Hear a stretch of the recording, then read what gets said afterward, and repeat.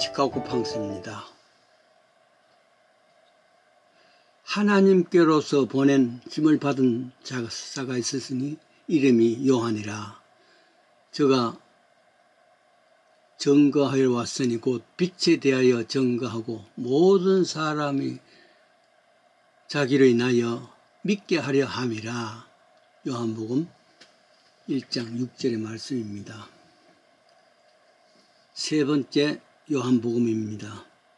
빛과 그림자, 영화로 제목으로, 드라마 제목으로, 노래 제목으로, 소설 제목으로 많이 나옵니다. 빛과 어둠은, 빛은 행복이고 어둠은 불행으로 표시하지 않습니까? 일생이 빛이 될 수도 있고 그렇지 않는 사람도 있습니다. 어둠의 시대도 있단 말이죠. 나이 들면서 생각하는 것 차이는 뭐냐 하면은 끊임없이 성찰하고 자기를 보면서 내가 지금 빛 가운데 사는가 아니면은 어둠 가운데 사는가 끊임없이 자기 자신을 돌보는 성찰의 시간이 있나 없나 거기에 따라서 달라질 수 있죠. 본래 이 말은요 창세기에서 나옵니다. 빛이 있으라 해가 세상에 빛이 있었습니다. 그런데 아담 이브가 범죄함으로 말미암아 빛이 사라지고 어둠이 들어왔단 말이죠. 그건 아담 이브만 아니라 후손들 모든 세상에 어둠이 들어왔습니다. 그래서 창세기 22장 16절에 모든 동산나무에 살고는 먹을 수 있지만 선악을 먹는 것은 먹지 말라. 만약에 먹는 날에는 너는 죽으리라. 그때 죽을 수 있을지도 모른다.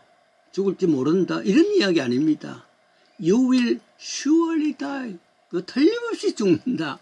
사형 언도와 같은 겁니다. 그런데 먹었습니다. 죽었습니까? 살아있었어요. 그 다음에도 아담은 계속해서 사는 이야기 나오지 않습니까?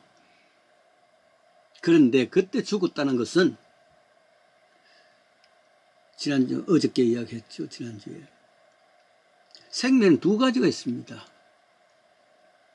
하나는 바이오, 생물학적인 그런 생명이 있고, 그건 세월이 지나면 다 없어지는 겁니다. 근데 조의 생명이 있는데, 조는 영생을 의미할 때 조의 생명입니다. 믿는 자는 영생을 얻으리라. 그때 조의 생명, 영원히 죽겠다. 본래 하나님께서 인생에게 조의 생명까지 주셨는데 아담 이브가 범죄함으로 말미암아 조의 생명이 없어졌단 말이에요. 물론 아직도 바이오 생명 살아있습니다. 세월이 지나면서 이제 죽은 것이죠. 그래요. 성경에는 요한복음 5장 24절입니다. 내가 진실로 너희에게 이르노니 내 말을 듣고 또 나를 보내신 이를 믿는 자는 영생을 얻었고 심판에 이르지 아니하니 사망에서 생명으로 옮겼느니라. 3종 죽음입니다. 인생은. 아담 이브가 범죄함으로 말미암아 조의 영생의 생명 죽었습니다. 세월이 지나면 아담 이브도 육신도 죽습니다. 마지막 하나님 심판대 앞에서 최후의 심판 또 받는단 말이죠. 3종 죽음이라 그러는데 요한복음 5장 24절에는 이 3종 죽음을 예수가 하나님이시다, 말씀이시다 하는 것을 믿는 자들에게는 한꺼번에 이 모든 것을 내가 진실로 너희에게 이르노니 내 말을 듣고 또 나를 보내신 너를 믿는 자는 영생을 얻었고 지금 영생 얻은 거예요. 현재 심판에 이르지 아니하니 미래도 생명을 얻었단 말이에요. 사망에서 생명으로 옮겨졌는 거죠. 영생을 얻은 것은 언제? 내가 믿을 때 벌써 과거에 영생을 얻은 겁니다. 심판에 이르지 아니하는 것은 미래 약속이 되었습니다. 사망에서 생명으로 지금 옮겨졌으니까 3종 죽음에서 3종 생명으로 옮겨진 것이죠. 이 축복이란 말이죠. 그 생명을 위해서 이 땅에 오신 예수입니다. 첫날에는 예수님 누구신가? 말씀이시다. 말씀은 무엇이냐? 하나님과 함께 계시다. 하나님과 함께 계시는데 바로 이 말씀이 하나님이시다. 이 말은 태초에 예수님 계셨고 이 예수님이 하나님과 함께 계셨고 이 예수님이 하나님이시다. 동일한 말이란 말이에요.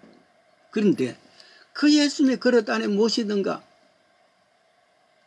모두가 다 범죄 이후에 어두움 그릇인데 어두움이 있는데 예수님께는 이 생명이 있었단 말이에요. 이 생명은 조의 생명, 영생의 생명입니다. 그것을 in him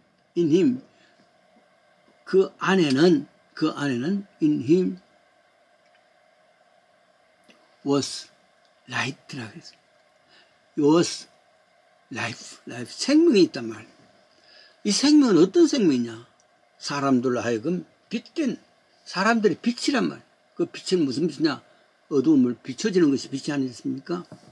천국까지 인도하는 생명의 빛이 우리 인생에 있었다. 그럽니다. 그런데 오늘 또 말씀이 사람들은 그것을 알지 못하더라. 왜냐하면 어둠의 사람들은 빛의 이야기를 모릅니다. 하루살이, 메뚜기, 개구리, 새 동물이 모였습니다. 하루 종일 잘 재밌게 놀다가 하루살이가 개구리가 말한 메뚜기가 말한 내일 다시 만나자. 하루살이는 전혀 감이 안 잡힙니다. 왜냐하면 하루살이는 내일이 없습니까? 그런데 메뚜기가 내일 만나자 그러니까 내일에 대해서는 모릅니다. 모르니까 감각이 없는 것이죠. 한참 놀다가 그 다음에 이번에는 개구리가 메뚜기에게 내년에 만나자. 메뚜기는 모릅니다. 내년을 경험해 보셨고 내년이 없었으니까 말이죠. 알지 못하면 믿지도 못합니다. 그 사람, 그 메뚜기에게 아무리 내년도를 이야기해도 또 하루살이에게 아무리 내일이라는 것이 있다 하더라도 모릅니다. 빛에 대해서 나왔지만은 예수님은 어둠 속에 있는 백성들은 그 빛을 알지 못하더라 그랬습니다. 그런데 이 빛에 대해서 이분이 빛이다 하는 것을 이야기하려고 먼저 세상에 보낸 사람이 있습니다. 일컬어 세례 요한입니다. 유대나라에도 한국에 보통 철수 대표들의 이름이죠. 철수가 여기저기 있을 수 있답니다. 유대나라에도 요한이라면 철수와 같은 아주 퍼블릭한 이름입니다. 그래서 앞에 뭐를 달아서 구별합니다. 세례를 주었던 세례 요한, 혹은 예수님 제자 사도 요한, 이렇게 구별을 하지. 세례 요한이 바로 이 빛을 전가하기 위해서 이 땅에 오셨다. 먼저 왔단 말이죠. 그래서 그가 바로 하나님이시다. 오래전부터 성경에 예언해왔던 그 사람이다. 그 사람이 빛이다 하는 것을 사람들에게 가르쳐주기 위해서 먼저 온 사람이 세례 요한이라 그랬습니다. 그러니까 어두움에 있는 사람들에게 빛된 삶을 이야기하려는 거죠.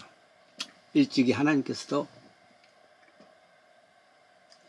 인간과 소통하기를 원합니다. 그런데 인간은 어두움이니까 빛 가운데 갈 수 없어. 그러면 그 어두움이 소멸되죠.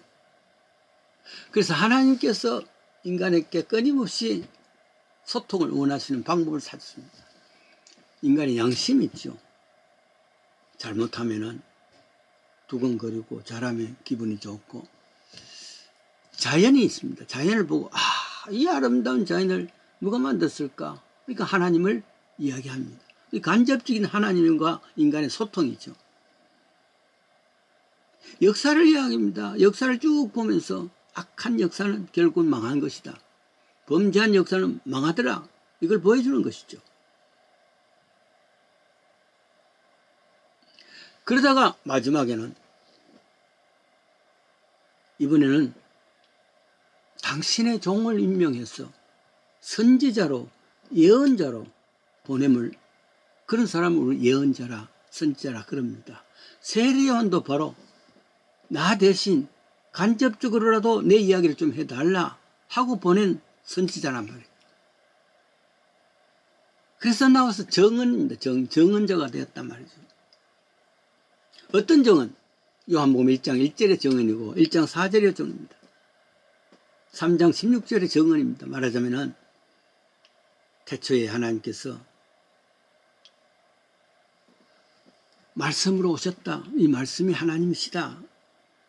그 말씀인 예수님 안에는 참 빛이 있었다.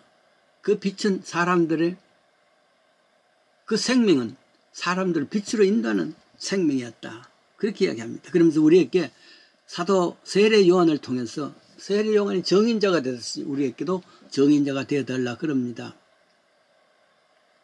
베드로전서 2장 9절이죠. 오직 너희는 택하신 족속이요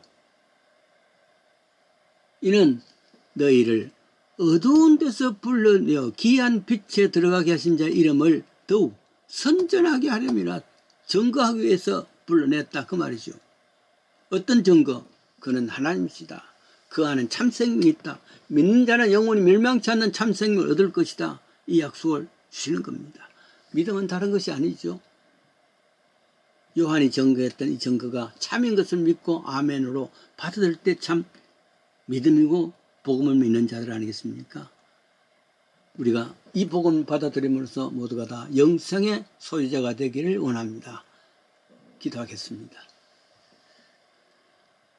예수님은 빛이십니다. 말씀이십니다.